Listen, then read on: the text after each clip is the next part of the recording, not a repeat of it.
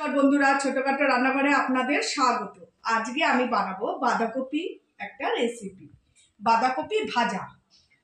এই রেসিপিটা রুটি, ভাত, পরোটা সবকিছুতেই ভালো লাগে। তার চলুন রেসিপিটা বানাই। এদিকে কড়াই গরম করতে দিয়ে দিয়েছি, দিয়ে দেবো বাঁধাকপি ভাজার জন্য তেল। তেল গরম হয়ে গেছে, দিয়ে দেবো সম্বরে একটা তেজপাতা, দুভাগ করে নিয়েছি, দিয়ে দেবো ফোড়নে তেজপাতা, আর দিয়ে দেব গোটা জিরে, গোটা সাদা জিরে দিয়ে দিয়েছি।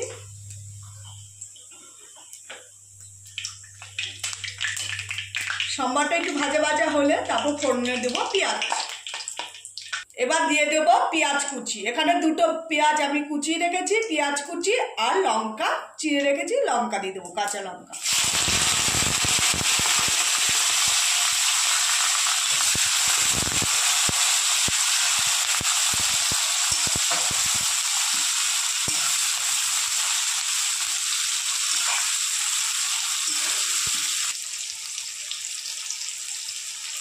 পেঁয়াজ ভাজা ভাজা হয়ে গেছে হালকা। এবার দিয়ে দেবো মটরশুঁটি আর আলু।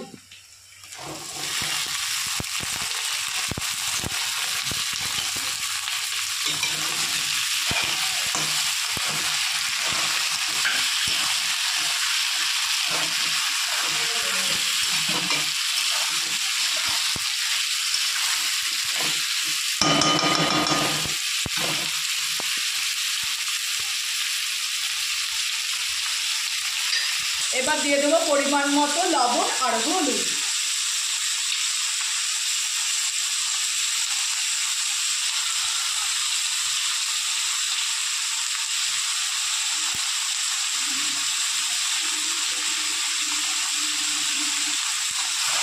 লবণ হলুদ দিয়ে ভালো করে আলুটা একটু ভেজে নেব।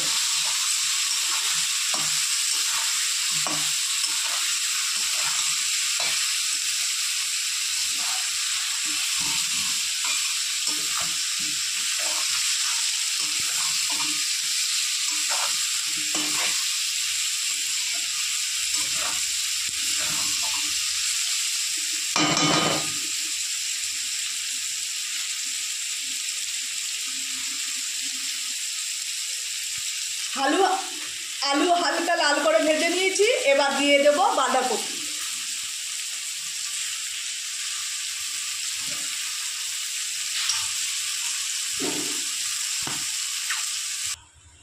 বাঁধাকপি দেওয়া হয়ে গেছে। এবার ভালো করে বাঁধাকপি আমি নেড়ে চেড়ে নেব। হালকা হাজে এই বাঁধাকপিটা আমি কষাবো। বাঁধাকপির যে জলটা বেরোবে ওটা দিয়েই আমি কষাবো আর ভাজা ভাজা করবো। ভাপে বাঁধাকপি আপনি আজকে ভাপিয়ে নিই।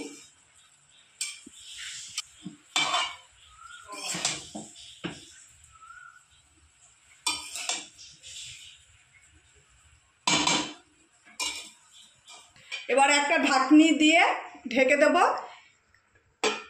অল্প আঁচে এটাকে ঢেকে ঢেকে ভাজবো। কিছুক্ষণ ঢাকনিটা দিয়ে ঢেকে রাখি। আমি ঢাকনিটা একটু তুলে নেব, তুলে একটু নেড়ে চেড়ে আবার ভাজা ভাজা করে নেব। এইভাবেই আমি অল্প আঁচে ঢাকনি দিয়ে দিয়ে ভাজা ভাজা করব বাঁধাকপি। দেখুন বন্ধুরা, অনেকটা মজে এসছে। এইভাবেই অল্প আঁচে আমি ভাজা ভাজা করব।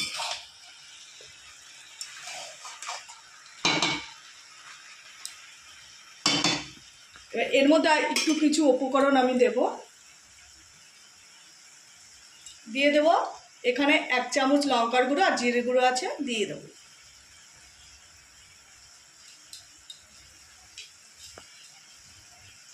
আর দিয়ে দেবো টমেটো কুচি। এখানে আমি 2টো টমেটো কুচি দিয়েছি।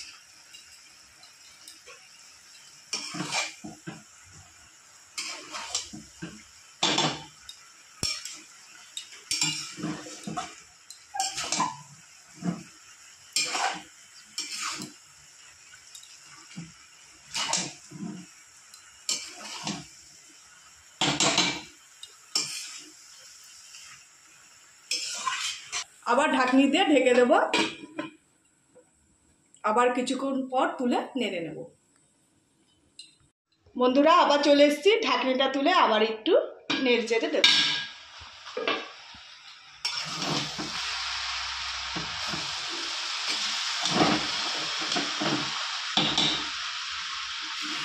দেখুন বন্ধুরা প্রায় অনেকটাই ভাজা ভাজা হয়ে এসছে। আর যেহেতু এটা ভাজা ভাজা করবো তাই একটু টাইম বেশি লাগবে, কিন্তু এটাকে অল্প আঁচে আর একটু ভাপিয়ে ভাপিয়ে বারবার ভেজে ভেজে নেব।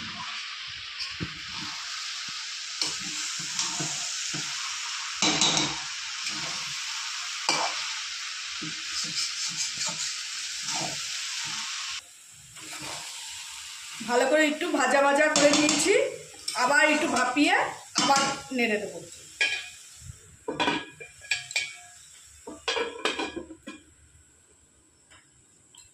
ঢাকনি তুলে কিছুক্ষণ নেড়ে চেড়ে ভাজা ভাজা করে নেব।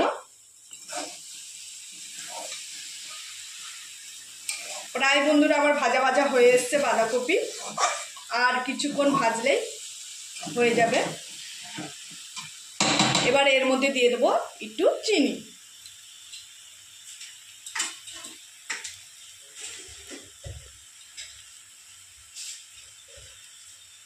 যেহেতু এটা বাঁধাকপির ভাজার রেসিপি, এর জন্য একটু এই ভাজাতে একটু চিনি বেশি দিলে খেতে ভালো লাগে রুটির সাথে, পরোটার সাথে। তাই এখানে আমি 3 চামচ চিনি ব্যবহার করব, তাহলে কমও দিতে পারেন।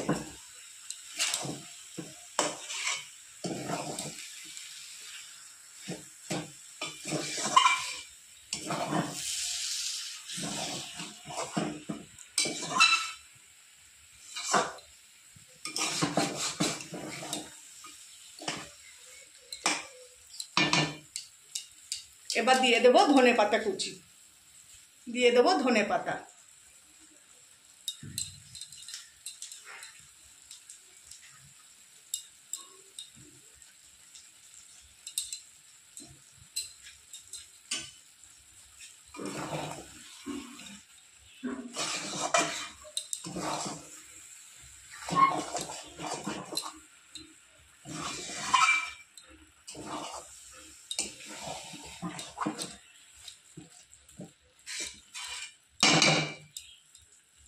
দেখুন বন্ধুরা এক কড়াই বাঁধাকপি ভাজা ভাজা করে পুরো অল্প একটু হয়ে গেছে। এইভাবে ভাজা ভাজা করলে রুটি পরোটার সাথে খুবই ভালো লাগে খেতে। বন্ধুরা বাঁধাকপি ভাজা আমার হয়ে গেছে। এবার নামানোর আগে গরম মশলা দিয়ে আমি নামিয়ে নেব। দিয়ে দেব মিট মশলা,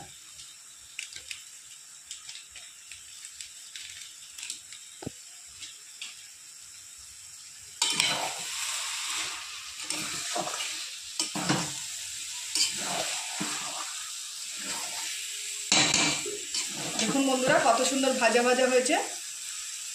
এবার আমি গ্যাস বন্ধ করে নামিয়ে নেব। বন্ধুরা আমার বাঁধাকপির রেসিপি ভাজাটা যদি ভালো লেগে থাকে একটা লাইক কমেন্ট শেয়ার করে দেবেন, আর আমার সাথে থাকবেন, চ্যানেলটি সাবস্ক্রাইব করে দেবেন। নমস্কার।